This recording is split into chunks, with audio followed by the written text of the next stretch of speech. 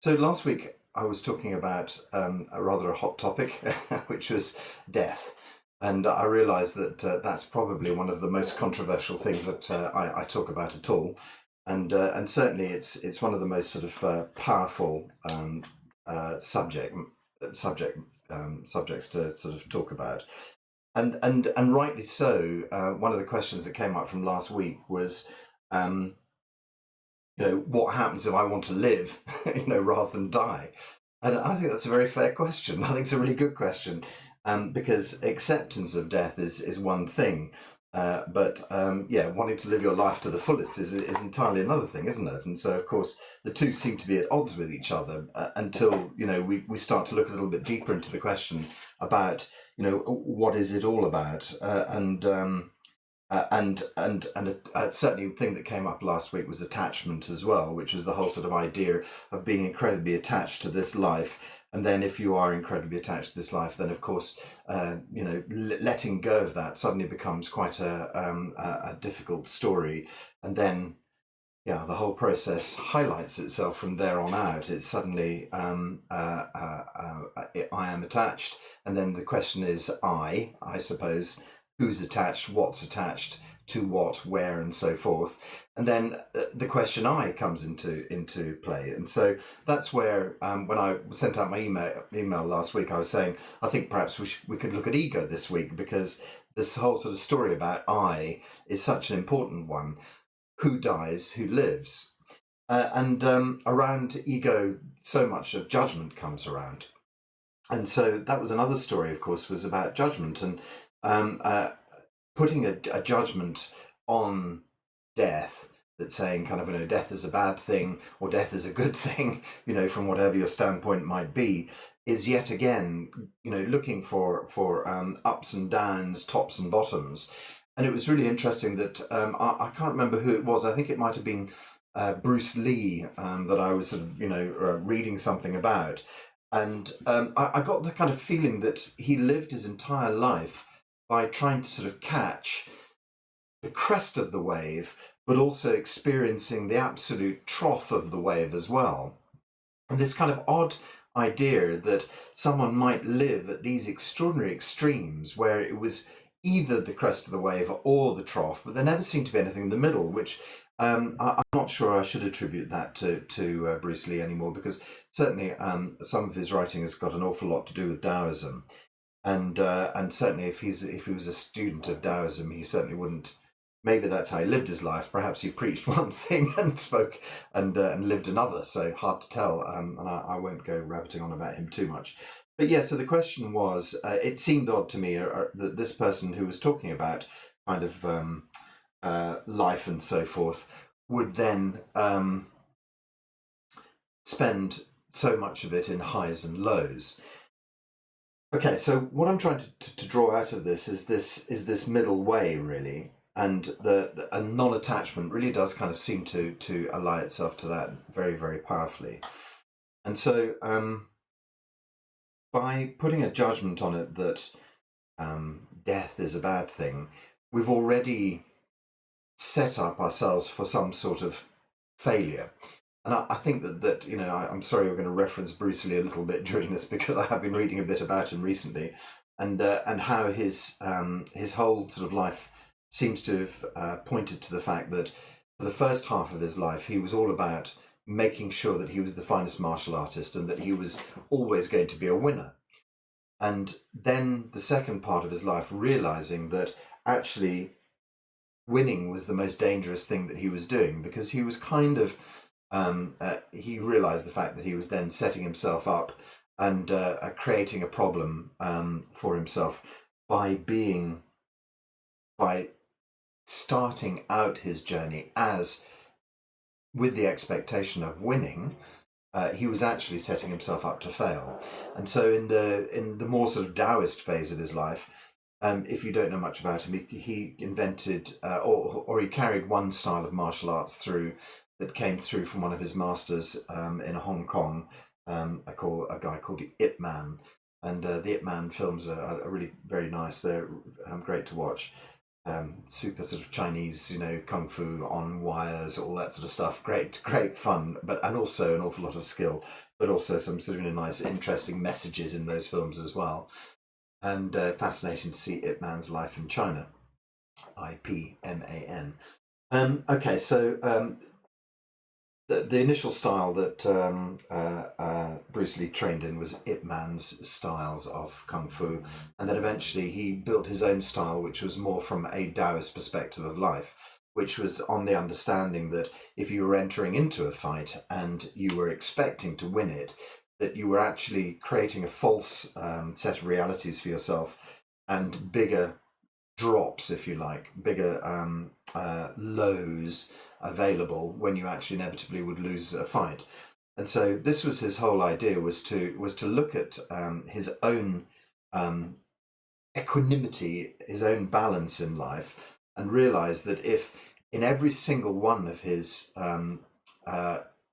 battles, I'm sorry, I don't know if my video is flickering for you or if it's flickering for everybody or just for me. Anyway, we'll hope that it's okay. In every single one of his battles, what was happening was that he was deciding to go in with no desired outcome or result. And on that basis, he would then be in a much more sort of even space, a much more sort of balanced mind, and therefore everything in theory should, flow much better for him. And that what then happens is that the psychological self would then, the subconscious self would then take over and allow itself to manifest in its most perfect way without him overthinking, without him thinking at all. And so just arriving in his most open, most kind of basic state, his true self state, to go into his fight, and then just in the belief that the universe will provide. That's the kind of idea that, what will be will be. And that's the kind of the lesson behind, ego, I think, is that when we often read in sort of Taoism and Buddhism and things like that about the death of the ego, that it's a sort of a bad thing that you have to get rid of. And somehow that feels like a very sort of false piece of information. It feels like a bad way of looking at things. And it's actually, I have to defer to my colleague John when he basically says, I think that ego has been sort of misplaced, it's been misexplained, it's been misunderstood. For him, he says that it's all about our personal willpower, and that if our willpower is out of whack, if you like, then that then becomes the expression of ego, because we do tend to use ego very much in the West as a sort of bad thing, as something that is and certainly, what happens is that people try to talk about ego in a more balanced way these days, but the reality of it is that when we say ego, we tend to think of ourselves in terms of stereotypical judgments as such.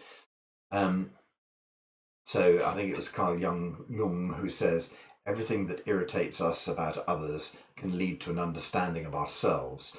So it's that kind of idea. We've got it from the Jungian sort of work that ego is basically carries all our prejudices and distortions, and is formed by a limited and partial thought of reality, which prevents us from seeing it as it really is. And so I'm relying upon Theo Fisher, who wrote about Tao and the Art of Living. Some of the quotes that I picked up from Theo Fisher when I'm thinking about this. And he basically says, it's the ego that stiffens us against outside influences. And it's this rigidity of the ego that makes it impossible for us to accept everything that confronts us. So we have this kind of maladjusted idea of ego, where it appears to be all the bad things. It appears to be, yeah, everything we dislike in people, a powerful ego, strong ego. But then also we're taught in business that, that these kind of traits are exactly the kind of things that leaders ought to have. And so which is it? And then of course we have then the Buddhist or Taoist stories, about killing ego. All of it's very confusing. So let me just recap. Or let's have a look. Yeah, one or two of you have come across my teacher Lou's sort of story that he talks about, where he talks about the various parts of self. And so I'm just going to recap for the guys who haven't a little bit about that, how that model works, before we delve a little bit deeper into ego. And so essentially he says there's the ego self, and essentially ego self is about protecting yourself. It's like a kind of a castle that we put round ourselves to keep our ideas from being assaulted. And then he says the other parts of self, you have second-hand self and you have self-image. And so second-hand self is the information that you're given as you go through life. And I was listening to a talk by someone I've loosely connected with a few times, a guy called Dr. Alan Wallace, and he's a very sort of interesting guy. And essentially, it talks a lot about sort of stages of development as well. And I was just listening to talk about stages of development, and this kind of at 1 year old, where you first recognize yourself. You can actually move in a mirror and think, "Oh, that's me." And then by sort of 2 years old, you're wondering why the universe doesn't conform to you. This is the terrible twos, which I'm sure a lot of us have experienced. I always think terrible twos is actually 2.5, 3.5, but they sort of call it terrible twos. Anyway, that was my children. Bless them, bless their little hearts. Where there's sort of 2.5, 3.5, where you still haven't quite figured out why the world won't conform to your belief. You feel that you are the universe, as it were, and that when you want something, why doesn't everybody else around you want it? And so that's why you come into this sort of terrible conflict with the universe around you. And then we have, moving on to that, into about sort of 4s and 5s and 6s, where you start to understand the rules that govern everything around you. You start to understand the way things work and get your ideas. And as he always says, it's quite fun, because that's the times when you can sort of turn ideas on their heads with children, and sort of say, oh, that's, listen to that dog go meow, and kids love that sort of funny play with the ideas, because essentially those are the rules that you've been given, and then suddenly someone's contradicting those rules, and you see the sort of the oddity of it, and it makes you laugh. And so we have these lovely sort of plays with children where we can reverse the rules, but of course as life goes on, those rules become much more concretized. And so when we hit between sort of 6 and 7 and 8, that sort of magic age that I often talk about, that's where people basically stop evolving. They get there, they've got their sets of rules already built, and now they want to protect them. And so the ego is there to protect all of this second-hand information that we've gathered. There's another stage that he points out, which is teenage years, where basically parents try to sort of crush unfortunately, in an awful lot of cases, parents try to crush any breaking out from this structure, because the next parent that we get in life is society. And society is what, our parents, normally speaking, for most parents, our society is what our parents would like us to conform to. They'd like us to become useful members of society, whatever that might be. And so, yes, we have this kind of like second phase, whereas sort of in our teens and early 20s or whatever, where we want to try and break out of that story. And some people, very few people, very extraordinary people, break out of that mold, but the rest of us tend to just kind of like fall into it. And it's the things like when you start to work in companies, and people say to you, that's not the way we do things around here. And then it's kind of like, okay, and then you realize that you become part of this machine, and even if you think you're moving freely within the machine, you tend to be staying within the bounds of the machine. Those rules tend to be kind of remain pretty much unbroken. And even when we sort of say thinking outside the box, it's still kind of thinking inside the larger society box, even if we're changing the structure of our, internal box, as it were. So very often thinking outside the box just means you're allowed to do a bit of lateral thinking, but don't go too far. Let's not start doing anything crazy here. And so, yeah, we have our societal structure that we're supposed to stay within, and very few people make their breaks from that. And so, this understanding that we've been controlled for an awful long time is one of the sort of the shocking moments in our lives. And very often, what it takes is something that breaks that to make us rethink how we live our lives. And very often that comes as the death of a significant person in your life. And certainly you've heard me talk many times about the death of my father and how that was really the catalyst that sprung me into what was essentially would be termed a life of kind of spirituality, I suppose. And despite the fact that I stayed in a life of spirituality, I managed to run a parallel life of 20 years of business alongside that. I didn't jump or anything like that, which, brave people seem to do. It took me a long time for me to jump literally out of that, set of molds. And I think one of the saddest moments of my life was the moment when I think maybe, I don't know, 10 years, I've mentioned this before, maybe sort of 7, 10 years after my father had died, when I said to my mum, all that working in the city and being a business person, I only really did it to impress Dad, because I'm sure that's what he wanted of me.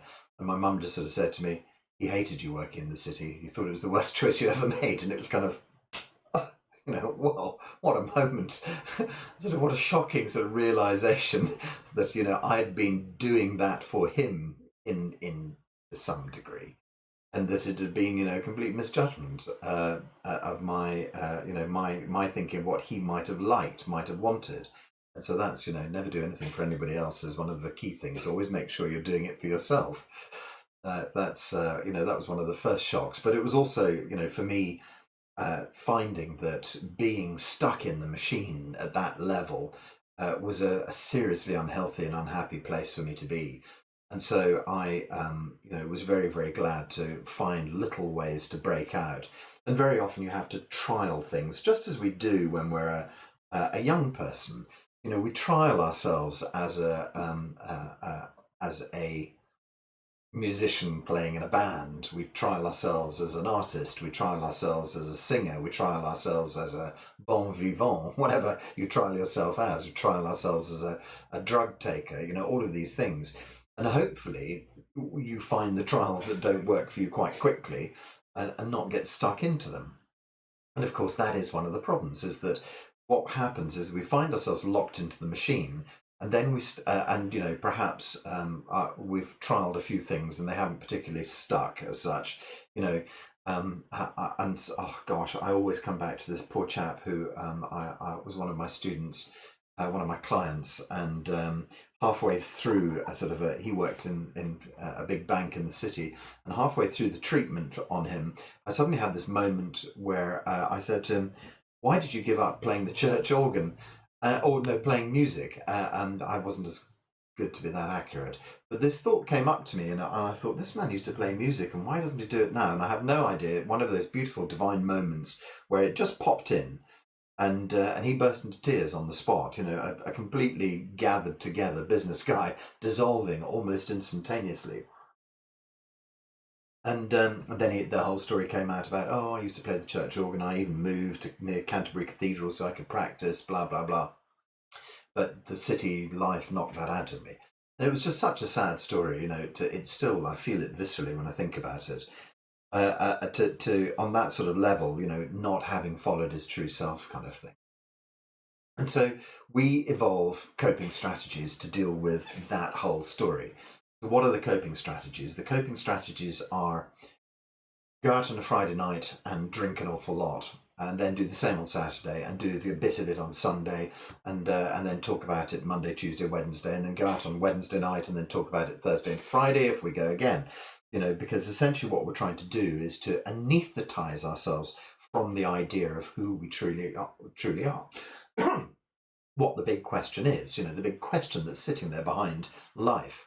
And so we find effective ways to anesthetize ourselves. We find that if we put ourselves so deeply into our work that we don't have to stop for a moment and think about it, then we can push the big question away. And so therefore we become workaholics. We find that retreating into, I don't know, it might be anything, becoming a sexual addict, so that making love is more important than actually asking the question, that taking drugs, a recreational joint that becomes a daily habit. You can't go to work without having had it first. I remember a friend of mine whose dad was he must have been an art professor at a prestigious university, which I won't mention. But I remember one day by mistake, not by mistake, he just dropped his briefcase as he was leaving the house, and I had to be leaving the house at the same time as him, and his briefcase popped open, and inside there were 3 cans of Stella. You just think stuff interesting, and some sandwiches and some notes. But clearly, his day he wasn't able to get through his day without 3 cans of Stella to keep him going or creative or whatever he thought. And so we all find these strategies to avoid actually looking at what we're really supposed to be looking at. And then when we get upset, emotions are the greatest pointers to show us where our problems are coming from. So if you get upset about something, it's not somebody else out there's fault. Their bad behavior is their story. But if you're getting upset about it, it's something inside of you that's been triggered. And for me, it's a personal thing. Has always been about that kind of. Interesting that bad behavior pops up, because from my father, I gained a whole sort of thing about sort of decency and people doing right by you and life being fair, which I wish I could speak to my dad now and say to him, Jesus, when you work out that life is not fair at all, that's the real sort of shocker. Life is what life is. It's how you react to it. And so this is, again, brings us back to this kind of idea of extremes and extremes. Perhaps if you have the absolute highs, they balance out the absolute lows. And how much I disagree with that as an idea. I think that's so wrong. Searching for joy and happiness, the bungee jump to make up for the fact that you were feeling depressed yesterday. Life is not about those peaks and troughs. Life is about balance. And so, from my father, I've always had this kind of set of triggers. When I see someone behaving badly, it makes me feel cross. And I sort of think to myself, well, why am I feeling cross? But that's because a set of judgments inside me have triggered a set of emotions inside me. And so those patterns I have to look at, because it's got nothing to do, that bad behaved person, that's their story. I have to detach from that, and I have to realize that it's something inside me that's been triggered, and I have to work with it. And so I have worked with those kind of ideas for many years to try and see where they come from. Sorry, Dad, yeah, it's always that, and I'd like to now say that, having thought about society as being the second set of parents you get, that makes me feel much happier, because up until now it's just been blaming the first set of parents. And if I was adopted, so I've got 2 set of parents to blame. Now I've got 3. I can sort of widen the net out a bit and call society my third set of parents. And I don't feel quite so bad about harping on about my birth mum and dad, my adopted mum and dad, as being the whole problem. Quite clearly there's a lot to it other than that. And so, having built up these little sets of prejudices, if you like, these little triggers inside, this is what my teacher Lou calls second-hand self. It's the information you're given by your country, by your religion, by your parents, by your school, by your lovers, by your children, etc., etc. We build up this second-hand information. The problem with second-hand information is that it's much easier.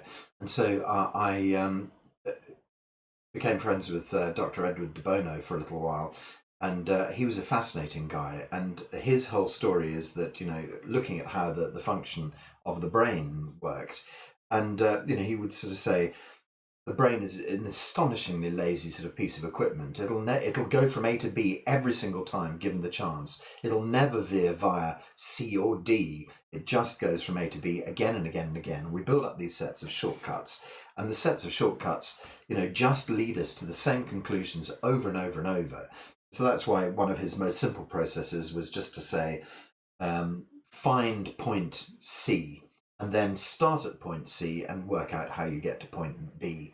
And so finding point C might be as simply as picking up something, reading a word off it, animal, and then figuring out how animal relates to getting to point B, rather than just going from start of my day to the end of my day. We have to start off, and then you write down 50 ideas using animal to find out how you get to point B. So in a business sense, that would be, what we need to do is to build up our profits. Now use the word animal to make you think how it relates. Everybody in this bloody company is an animal. That's perhaps not a useful idea. Perhaps we all behave like animals, where perhaps we're all acting like a herd. Perhaps we need to change that herd mentality. And so now you've used a word animal to find a behavioral change in your organization that needs to be thought about. And the nice thing about doing funny processes like that with Edward de Bono was that you end up the craziest idea you come up with always ends up being the one that makes everybody think, wow, that was good, I like that. The really insane stuff you write down. I'm going to write this down, but I'm not going to say it. And you write it down at the end. The person who's facilitating says, now, on your pads, there are a couple of ideas that you haven't wanted to say out loud because you just think they're too damn crazy. Please, let's have those as well. And you think, oh dear, here goes my job. And you say it, and people go, oh, there's something in that, And so this is what the fascinating thing about it is. And I always, whenever I think about Edward de Bono, you've probably heard me tell the story about half a dozen times. He was asked by, I think it was Chicago, to solve the problems in their rivers. Their river was the most polluted river in America or something like that. And he sat for about 10 minutes, and they sort of said, if you can do this, we're going to give you, £100,000 to help us or whatever. And it took him about 10 minutes. He said, it's very simple. Every single factory you have on the river, you just demand that they take the water out of the river above where they put their effluent into the water. And so it was quite simple. If you're polluting the water, you have to take your effluent, you have to take your fresh water from before the point you pump it into the river. So in other words, you're directly taking in what you put out. You just make that a city rule. And they did that. And now it's one of the sort of cleanest rivers. It's like the sort of story about the Thames, being recovered. They made it a rule down to him. And just a simple piece of logical thinking like that changed the whole sort of ecosystem. Lovely, and I really enjoyed his thought process. So yes, so we have these ideas that our patterns need to be looked at and need to be circumvented and need to be thought about in depth, because we're going from A to B time and time again. Here's a so the little story about ladies in America, and essentially the process, the experiment was to film ladies in America stepping into a lift, and then on the next floor a black man would step into the lift, and to film the reactions of the ladies. And subconsciously every single one of them just took a step back from the person who just stepped into the lift, and then when they were showed the footage, they were all horrified and sort of said, what? No, I had no idea I did that. But it was just a subconscious kind of thing built into us, a shortcut in the brain that would make people do that. And people would look at themselves and go, I don't do that. I'm not a racist. That's not my reaction.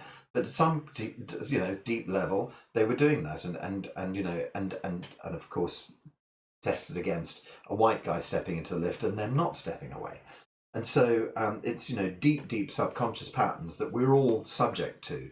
That if we don't stop and look at them and ask them why they're doing these things for us, then we're just going to continue our life in the same circle. And it's interesting, an observation that I can't remember where I saw it.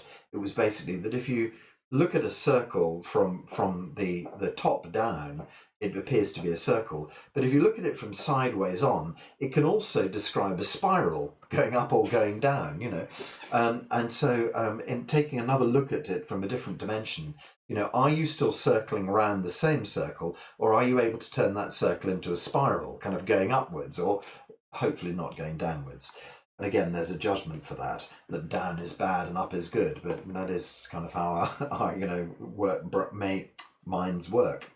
So yeah, try to spiral upwards. Try to think that if you're going around the circle again and again, that actually what you're doing is you're viewing it from a new level, from a new level, from a new level, a new perspective each time you do the same loop.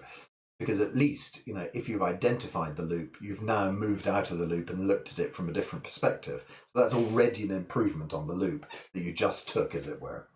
So yeah, looking at these patterns that rule our lives, feeling the emotions as they come through, and asking yourself why.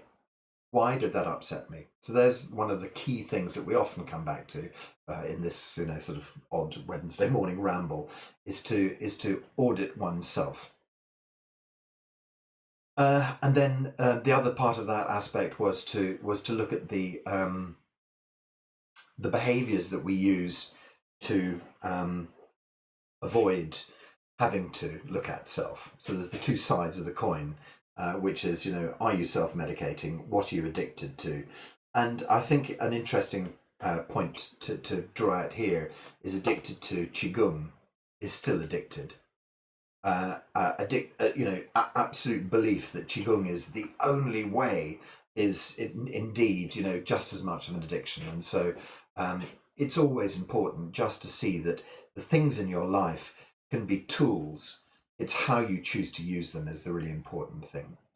And so we can be addicted to meditation. And it's interesting, that John often notes that, it's about stasis is the problem, is that, you can have a problem and go to your Qigong class and feel so much better. Oh, it's been lifted. And then you come back next week thinking, what it's going to do is lift me out of my problem, and you come back to your Qigong and you think, oh, it's fantastic, I feel so lifted, and come back again and again and again. And he'll be the first one to tell you the story about his own breakdown through stress, that he went to his doctors and the doctor said, so how many weeks have you been in this stress state? And John looked at him and went, weeks? I've been like this for 3 years. And the doctor went, well, you're evidently doing something right, and essentially what he'd been doing was self-medicating with self-medicating with Qigong to bring himself back to his baseline, and then allowing everything to build up, and then this constant sort of waveform. But what he was never doing was addressing the root of the problem. So we can find ourselves in stasis. And that was one of the interesting comments. Contentment is containment. Discontent creates change. Okay, and so I think everybody would like a sense of contentment in their life, but if you think about it, it is holding you pinned in place. And so you have to look at all of these things. Am I really satisfied with my life? Am I happy? Am I just sort of sitting here? Love is this beautiful but all-containing container, whereas hate breaks things. So we have to look at the sort of our containment levels. And again, it just comes back to that centerline story. It just comes back to balance, because love is really the peak and hate is definitely the trough. And the question is, can't you just find yourself a place in the middle where there's not the huge variations?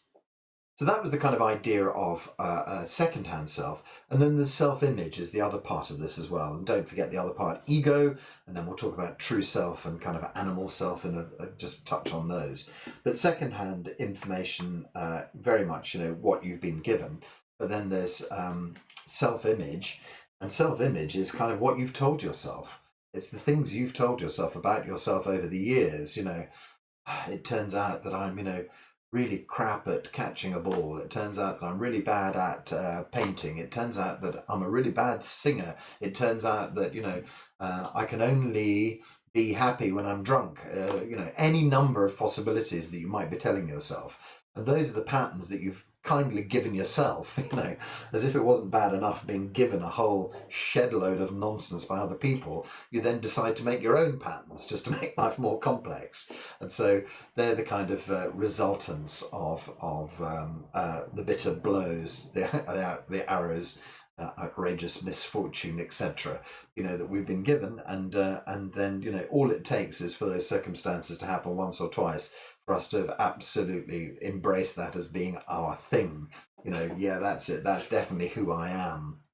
And even in a funny way, we embrace patterns from things like sort of horoscopes. Sort of a Sagittarian.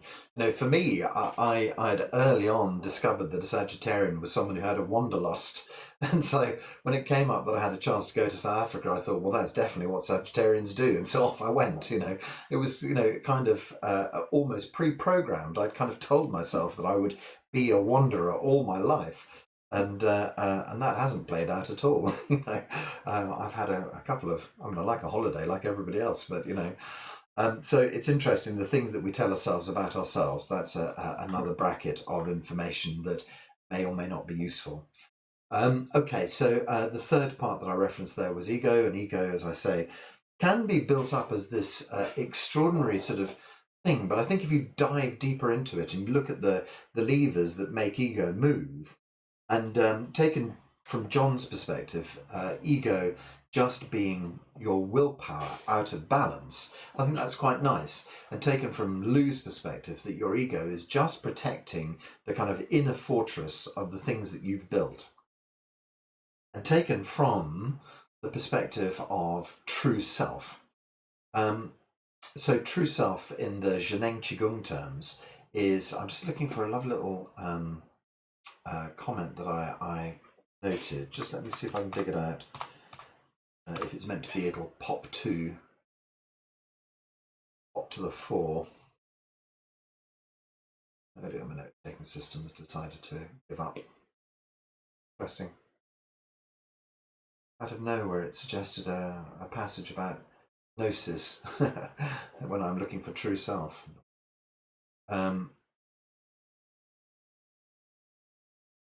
That's interesting. That wasn't the comment I was looking for at all. On the road to true self, you can easily be roadblocked by a new observer ego, or sidetracked by a guru destination. I like that, guru destination. I've no idea where I pick up. I should always reference these. Learn to go beyond.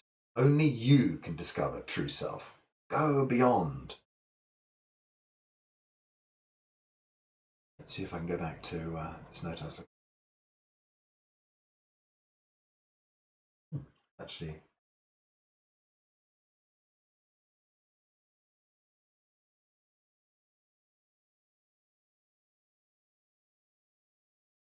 No, well, we'll just have to busk it away. Something that just popped itself into my mind.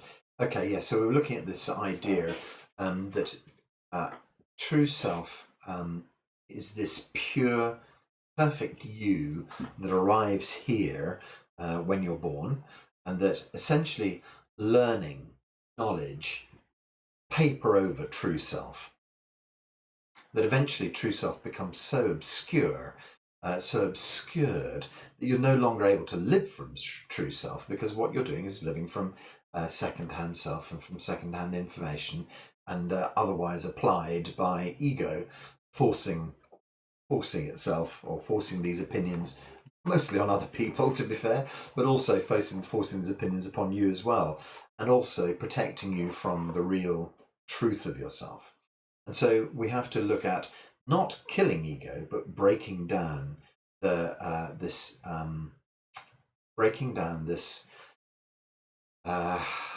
these sets of falsifications falsifications sounds like fortifications, same kind of idea, fortifications that we've built for ourselves. How are we going to get through them?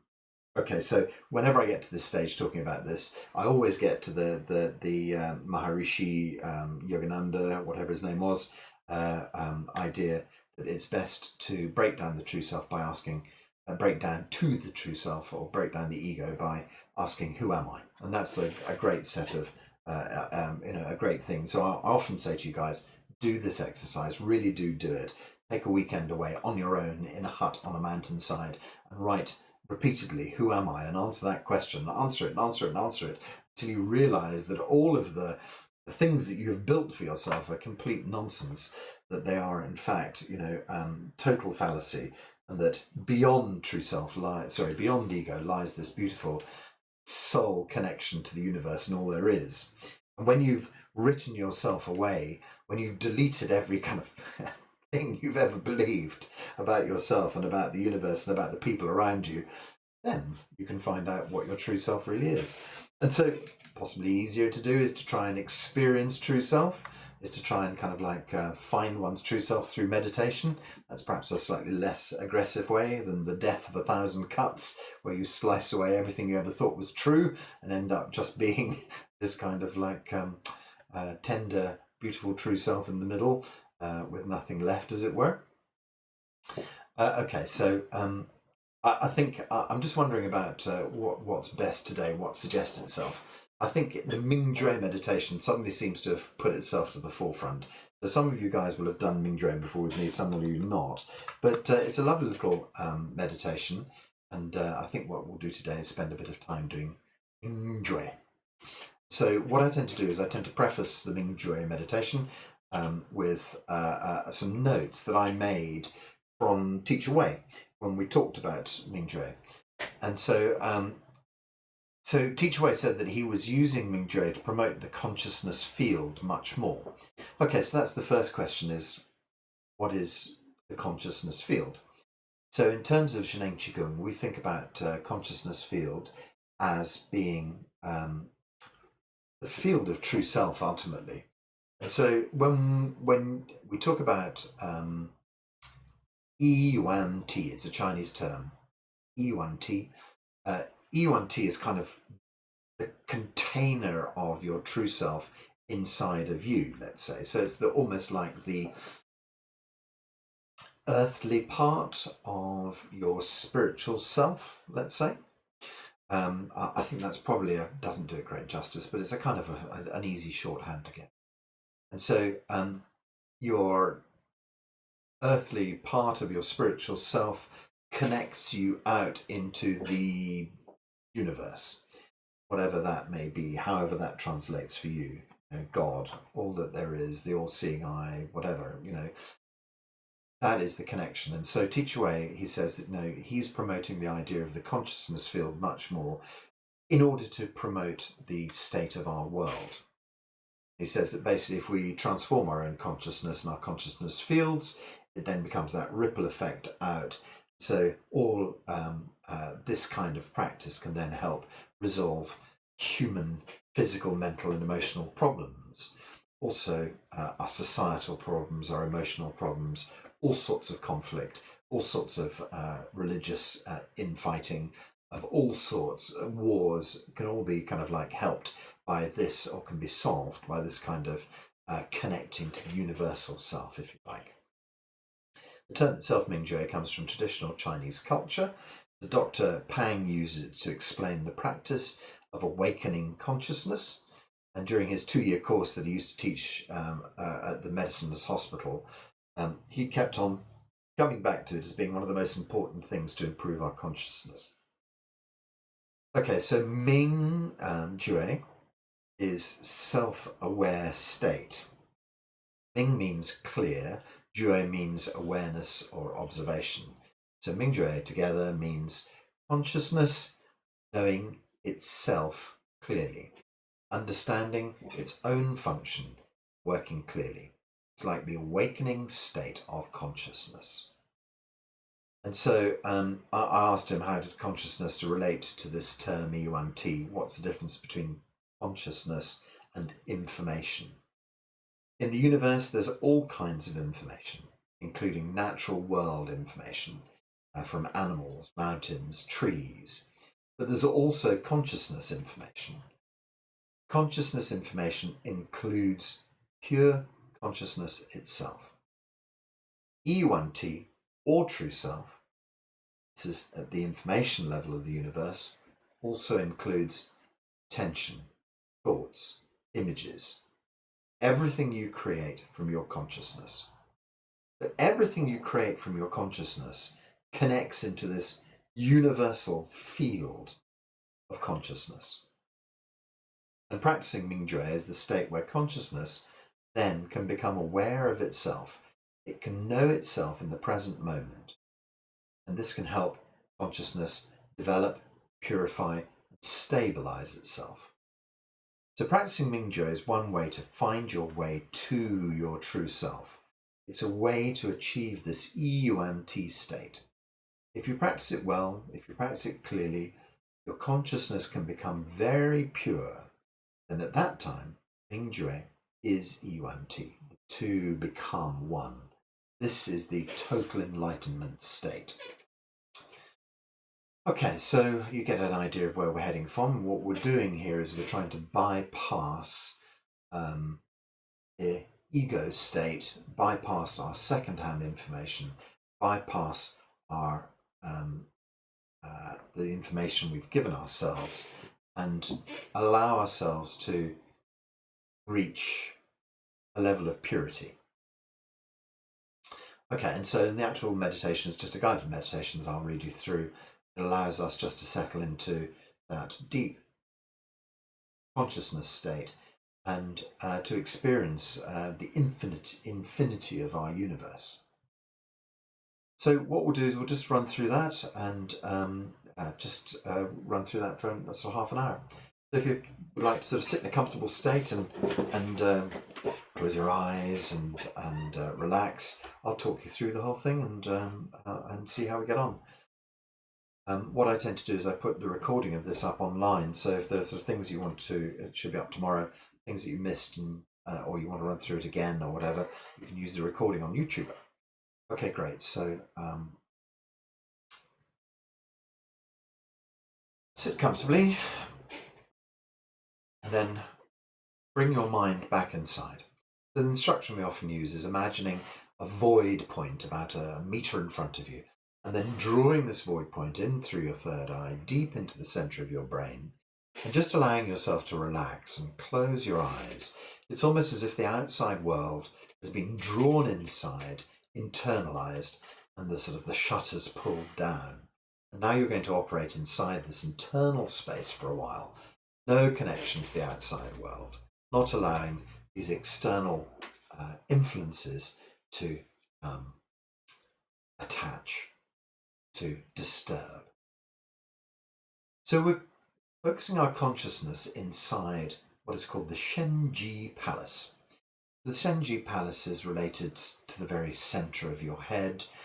Shenji Palace gives us the idea of pineal gland, possibly, but Shenji Palace also gives us the idea of this point deep inside you, a glowing center of consciousness in the center of your brain. And so we're actually going to say the words Shenji. And just saying it kind of calls it, helps you to locate it. Relax in the center of your head and relax your consciousness. And just quietly say to yourself the words Shenji. So I'll just say it. We'll do about 6-8 breaths of that, gently calling Shenji. Feel it vibrate the center of you. Breathing gently in.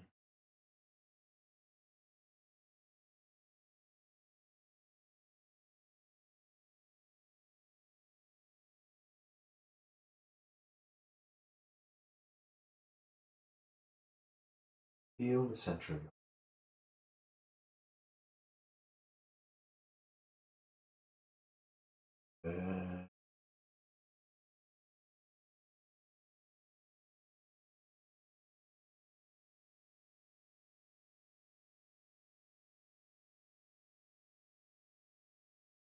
side.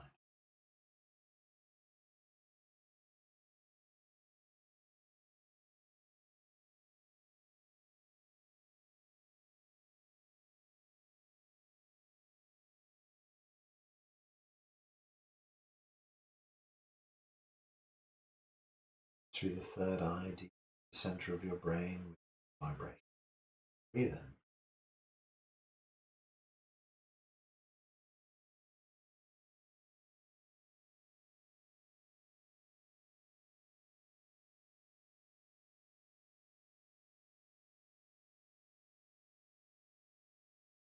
illuminating the center.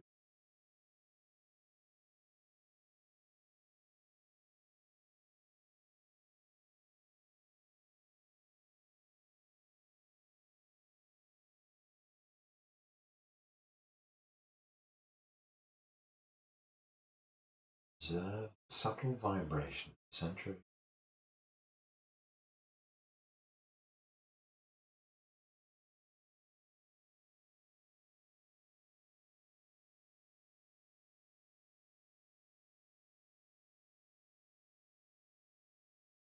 Expand from the center of your brain to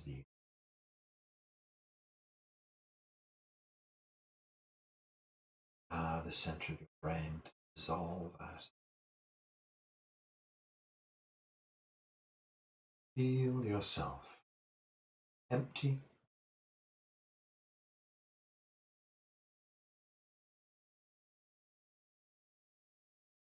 bird with the universe.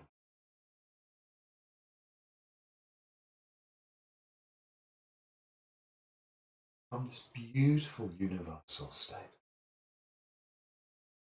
start to draw the universe back to your head, back into the Shenji pattern. This beautifully open state. Feel the universe suffuse brain, deep upper Dantian. Shenji is right in the very core.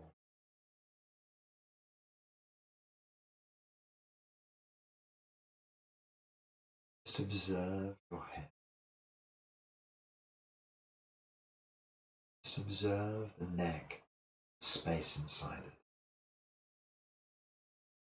Consciousness is very gentle, very light. Feel inside.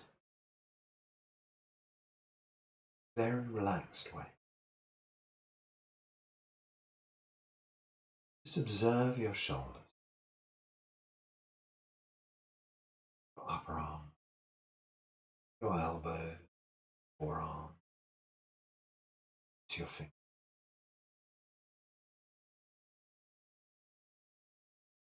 Gently observe chest, side.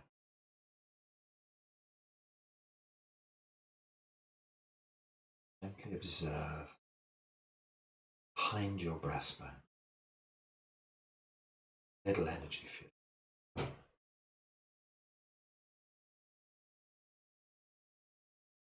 Gently observe your lower end, deep in the center. Gently observe your spine, top to bottom.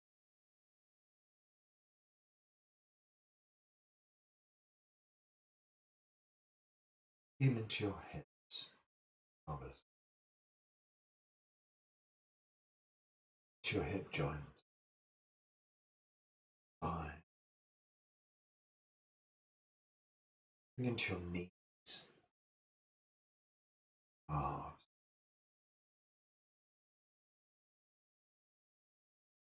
Feel consciousness expanding inside.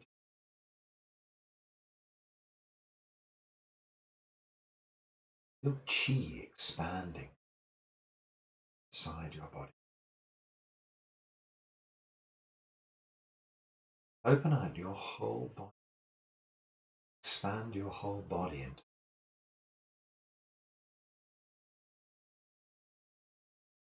consciousness is open. Now the body opens and the chi body expands out into the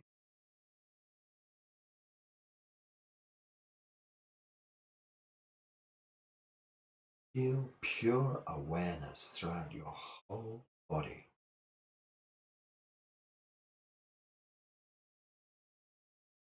The whole universe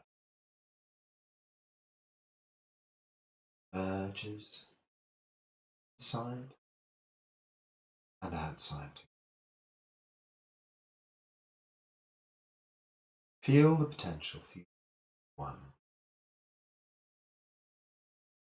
Come one conscious time.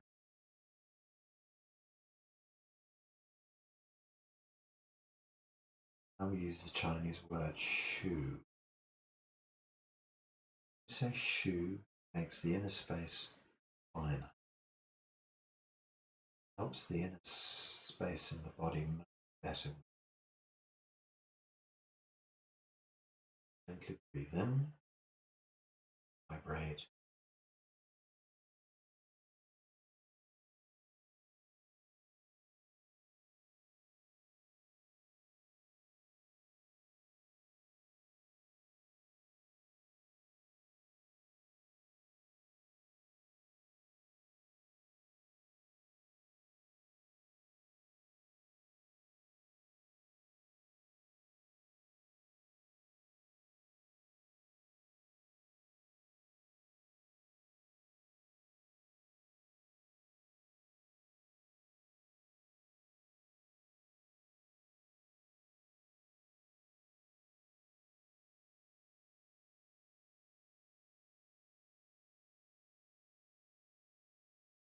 Inner space.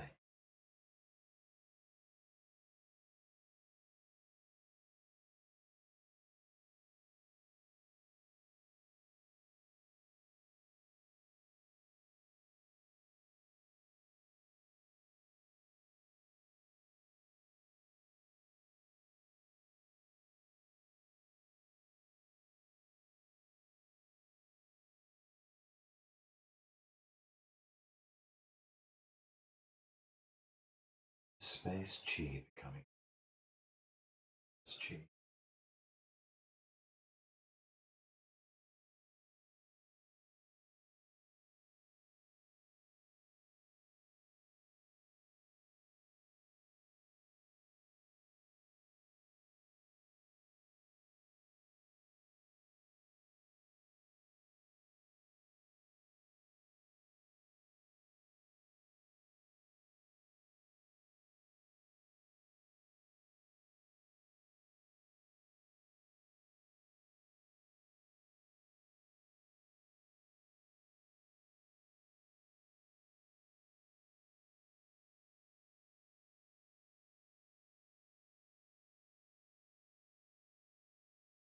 Smile.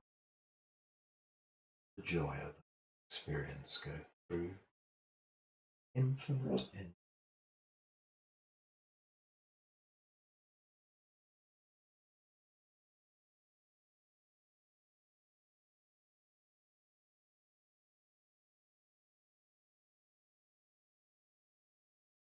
inner joy.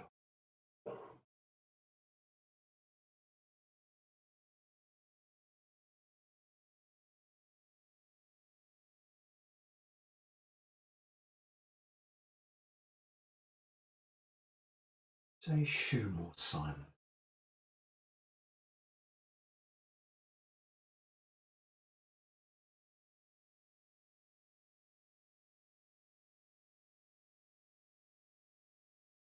Sigh more and more.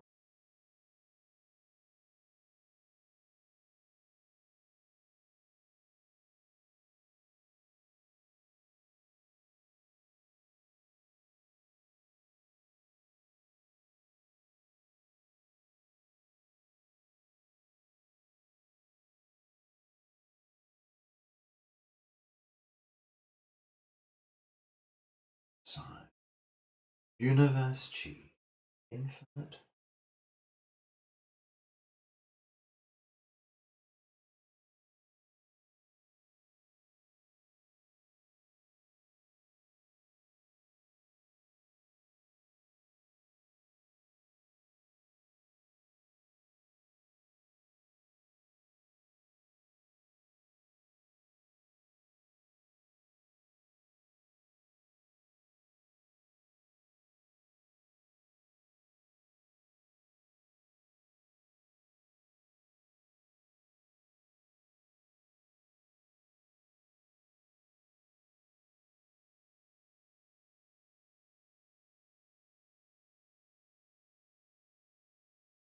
relax.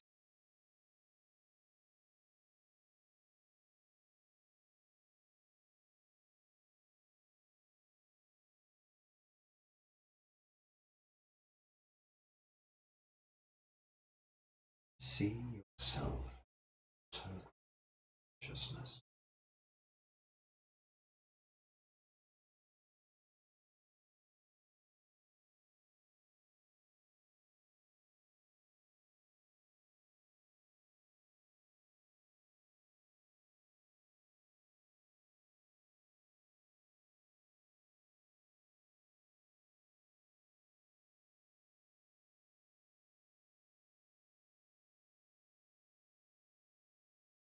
See yourself, total conscious.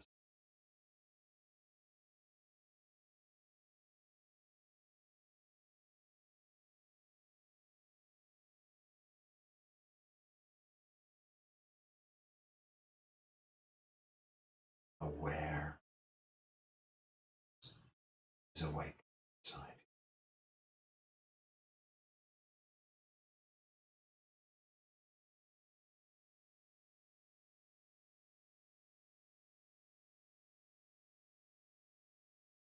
Touch nothing.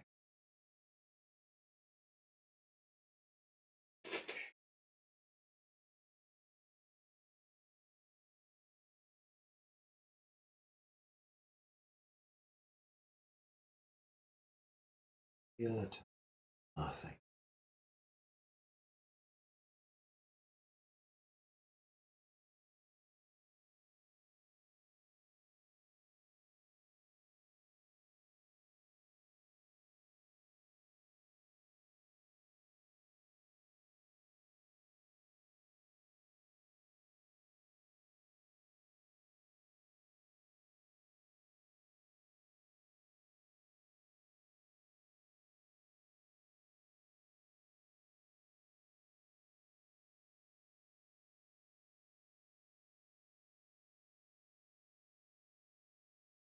Each time you send the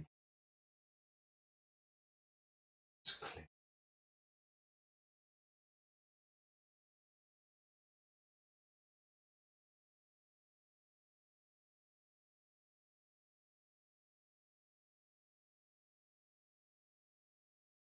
Clarity of consciousness knows itself.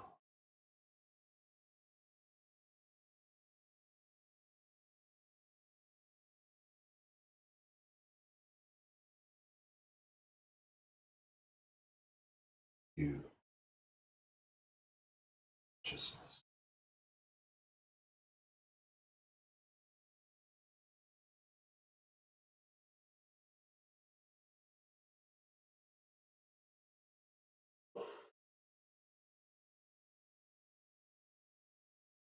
Are.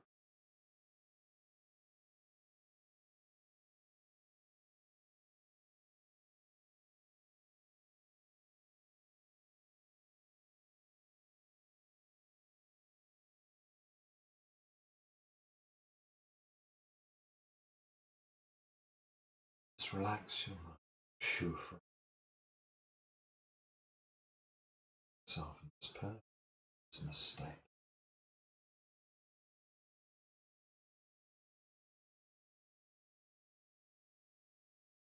Next question is saying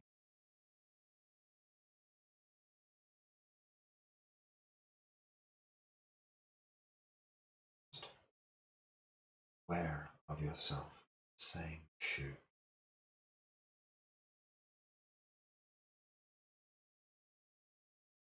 Self, saying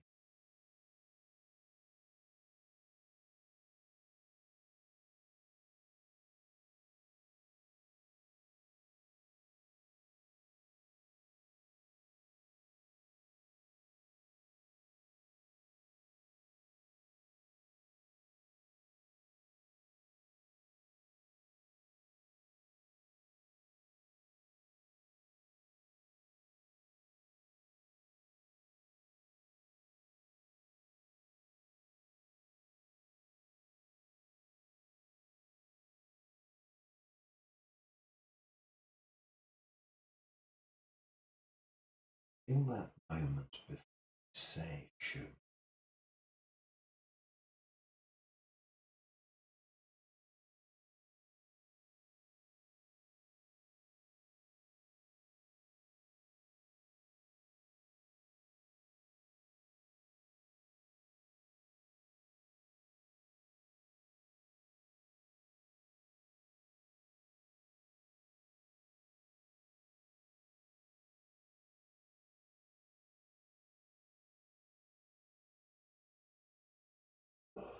already have the information of shoe.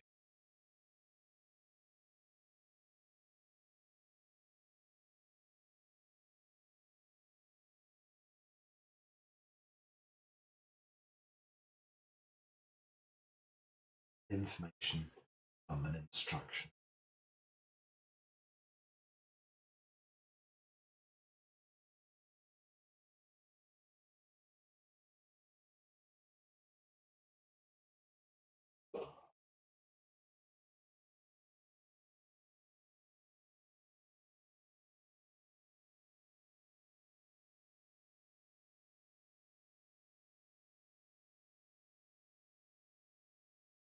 Will the instruction become a thought?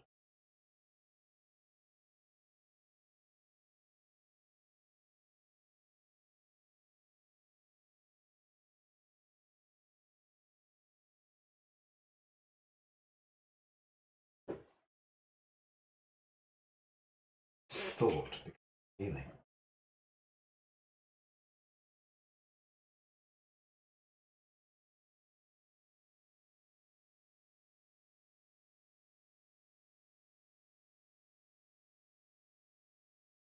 Pure information of shoe.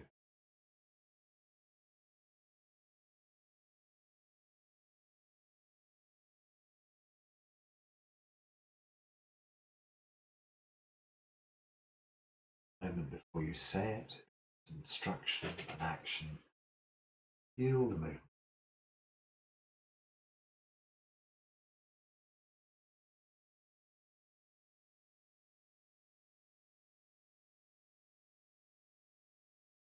Feel the intention before you say shoe.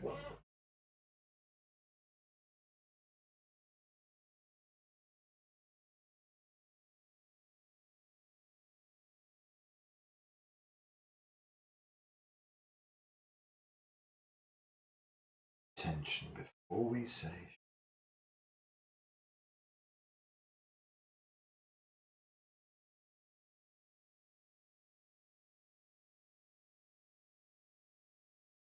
that intention leads to say shoe.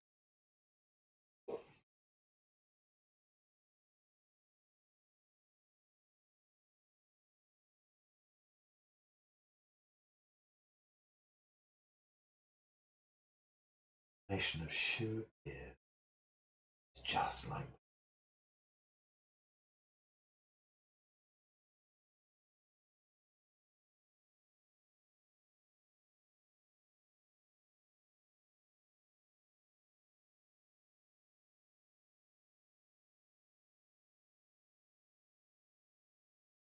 information of shoe appears, it's just like consciousness.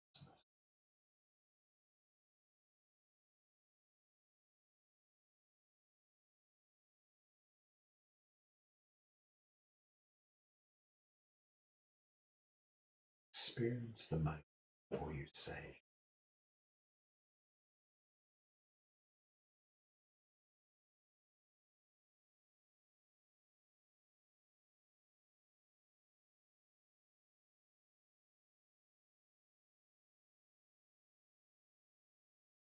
Experience this powerful moment.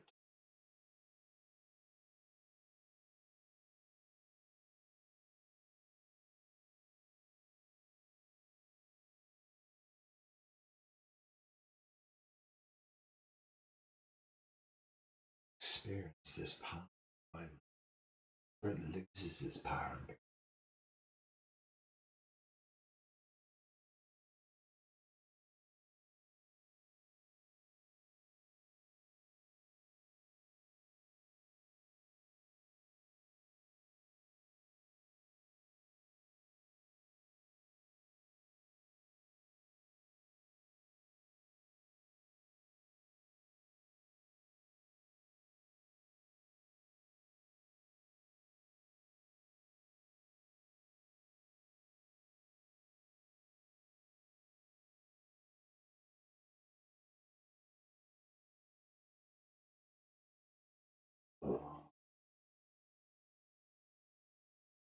the moment disappear.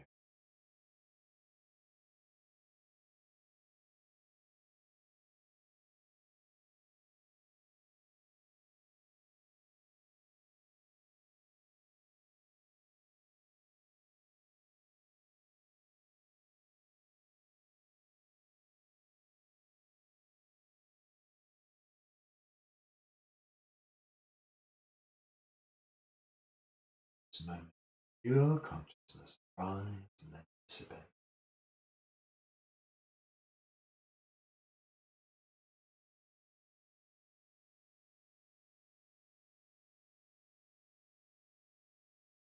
Practice this a few more times.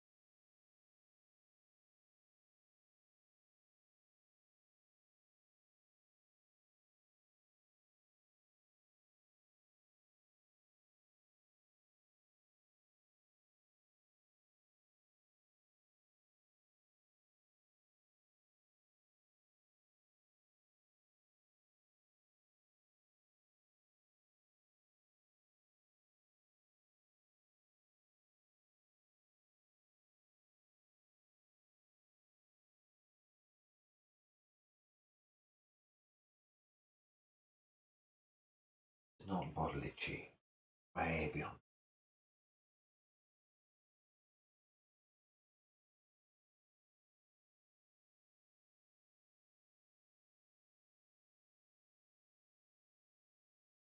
Movements of consciousness bring about the movements of chi.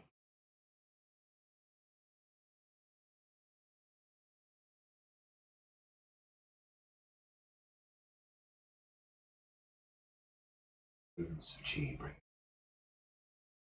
Don't mind this experience.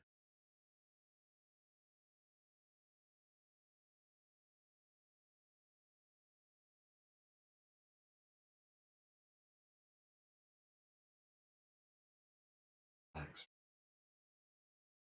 Quiet. It's deep state.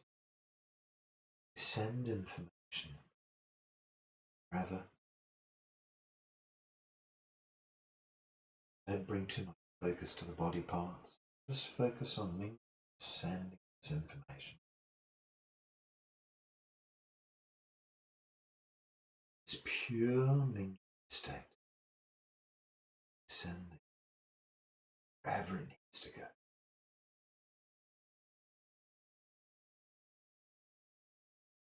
You don't need to go into the liver. As soon as you think of liver, Ming is there.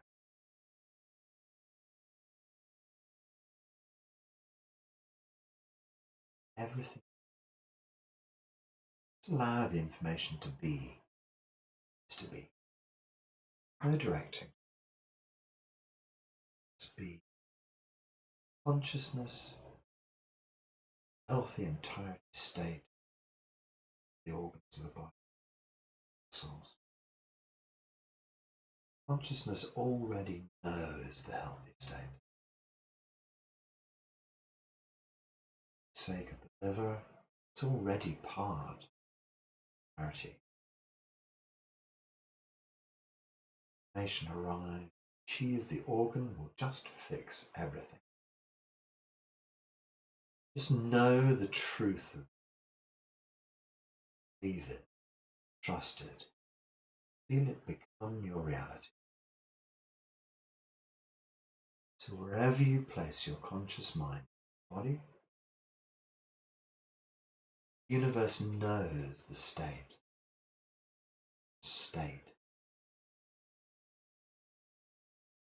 Chi automatically.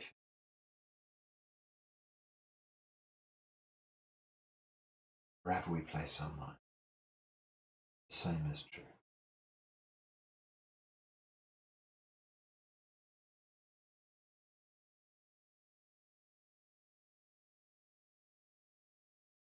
Work with your body.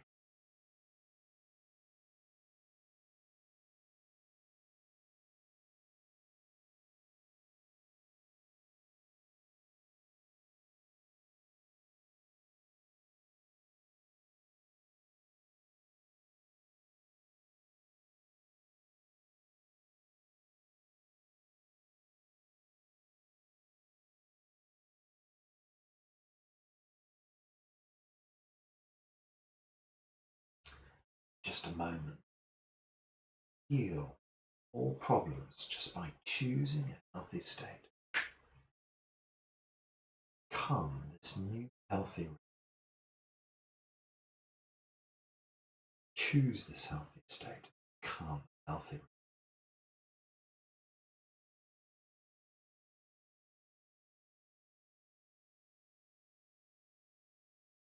attached to any organs or to any body parts. Just send this entirety throughout the whole body.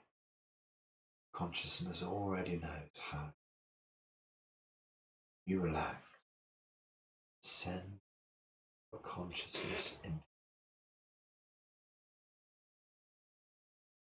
We send the new consciousness information. Immediately, this consciousness information becomes your new reality. Be open and flexible enough to allow this to occur.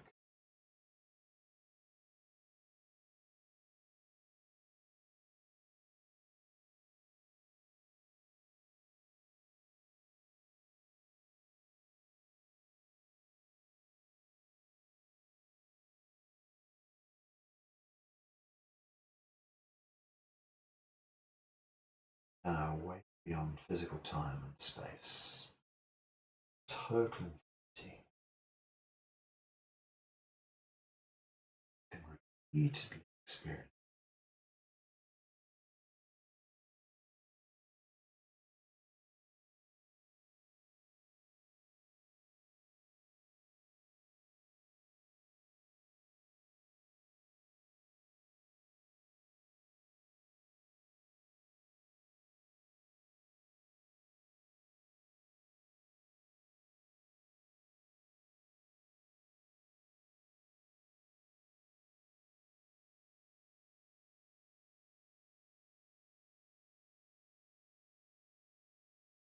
If you wish, you can experience sending this fine information into the most tiny of places. Inside a cell, inside your gallbladder, inside your stomach. Instantly, the information is there. The universe knows.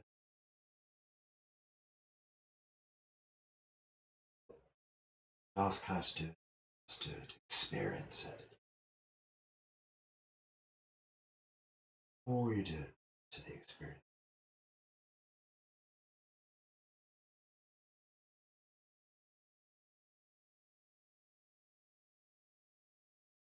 You practice, the more feedback inside.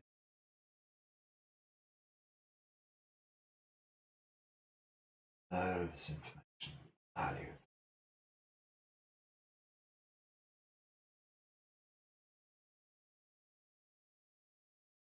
To the outcome.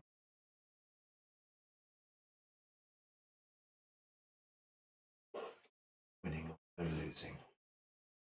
Just sending, just enjoy the process.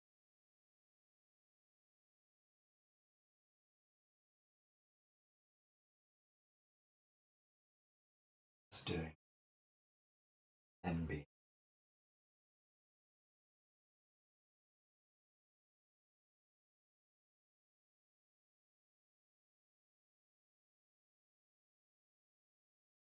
Send the information. Stay.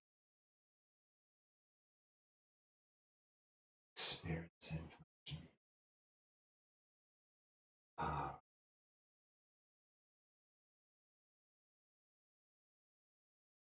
Consciousness is a very state, no fixation about the results. Just play. Plant the seeds and the results will appear. Very relaxed state. Your mind straight, safe.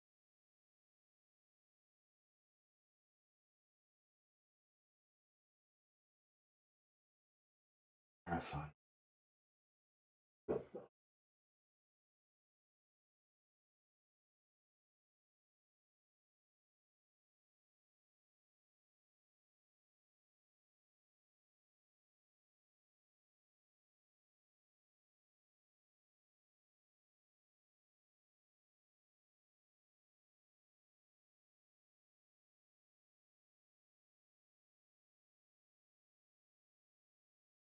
Yourself to relax and build stable. Hold it as long as you possibly can. relaxation state. Send this healing yourself. Helps to train your stability.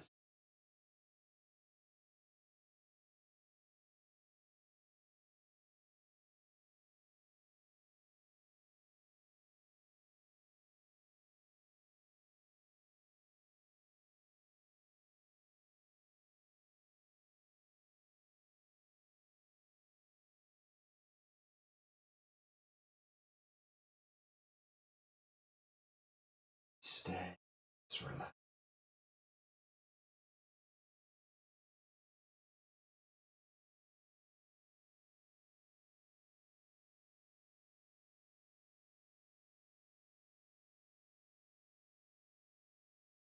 Send this Mingdre meditation to other people. Attach to them, don't attach to the outcome. Send from your pure consciousness that crystal clear moment. Shu. Send it. Or you send information. Afflict. It is the pure essence of universal love, of universal community.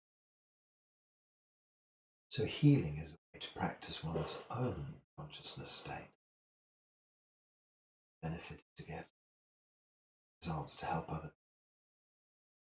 Stay in this clear state. Relax with Shu.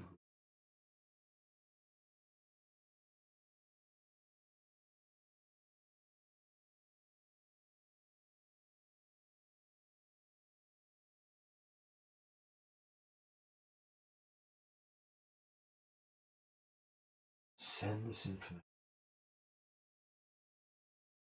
to others. So for a moment or two, experience that moment of clear consciousness. Or you say, imagine projecting that into someone else's life.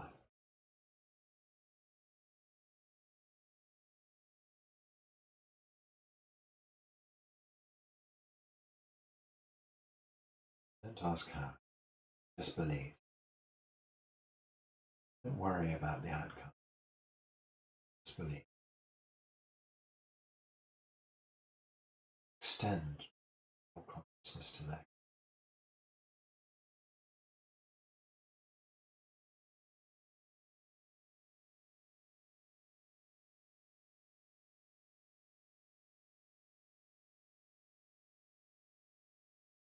Okay. Now start to draw yourself back to the space. Draw your consciousness back and you keep in the center of your. Illuminate the head space all around. Illuminate the chest space. Illuminate middle dantian, center. Illuminate deep into the back, lower dantian. Illuminate your spine, pelvis, hip, calves, ankles, side.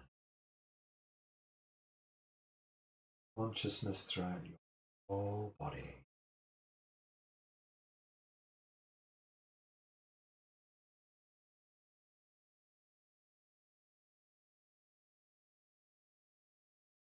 Consciousness in your space.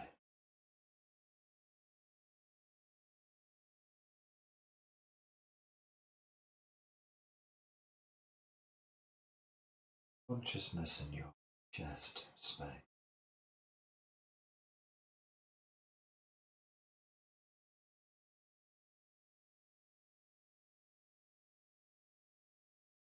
Consciousness in your space.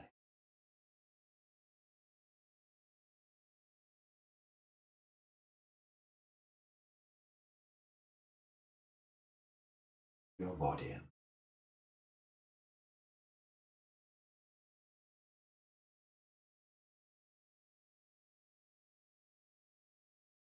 No inside, no outside.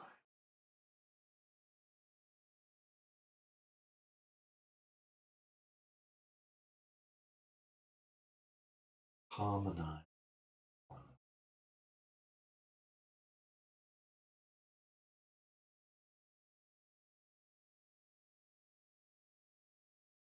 Enjoy this harmonious entirety.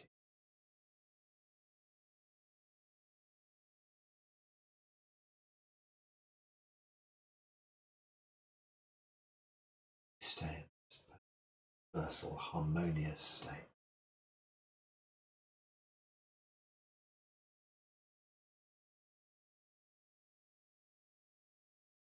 Send this harmonious state throughout the world.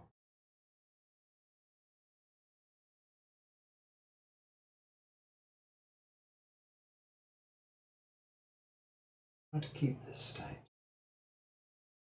sending yourself this healing information to other people. Practice your Qigong, this perfect state.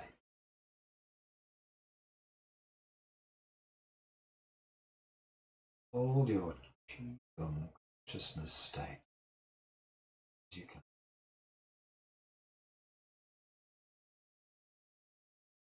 Now draw yourself to a close. Feel your body. Feel your head and neck, shoulders and arms. Feel your chest and belly, spine, hips and pelvis, your legs down. Feel this 3D existence once more. Just know that you can silently say time inside of you. Feel your connection.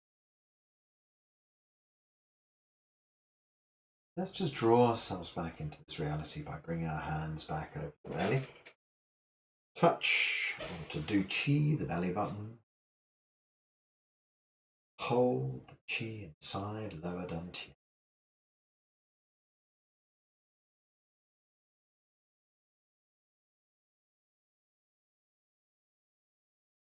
We're just going to draw circles round lower dantian 3 times. As we draw circles around lower dantian, we draw Qi to the belly. All excess energy is drawn to the center. As we rotate in the opposite direction 3 times, we just signal to our body, come back inside. Feel the reality of your, experience the 3D version of you. Every part of your consciousness is seen to that. Every part of your body in perfect working. Feel the truth of that, every cell. All functions of your body in perfect working. All functions normal. Feel that information in every cell. All functions normal. See yourself as this beautiful being of light inside your shield of energy, totally safe, totally protected, totally well, totally connected to the universe. Your hands gently down by your sides. Move your body a little bit. Your fingers and toes, perhaps roll your shoulders. When you're ready, big smile on your face. Slowly open your eyes.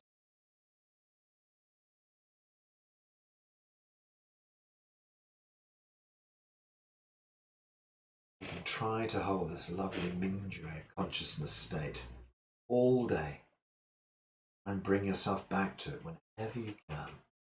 And remind yourself of its existence. Try and remind yourself of your amazing healing power that you have too. Okay, beautiful people, we're going to say Hao La. Then we're going to remain in this lovely state all day long. Okay, so I'm going to unmute everybody. Okay, everyone, hands up, and then we're going to say 1, 2, ha-la. 1, 2, ha-la. 1, 2, ha-la. Lovely. Well, I hope you have a fantastic day. Embrace your day, live it to the fullest, and I hope that that kind of provides an alternative aspect to the whole kind of idea. Last week we were talking about being at one with dying. This week it's about being one with living as well, and then seeing that they're both just ends of a scale. Where you really want to be is in the middle, in total balance. So I send you my love, and I shall see you all hopefully for classes on tomorrow. Fantastic, Joe. Good to see you all. Thank Bye, you. everyone. Bye. Bye. Bye.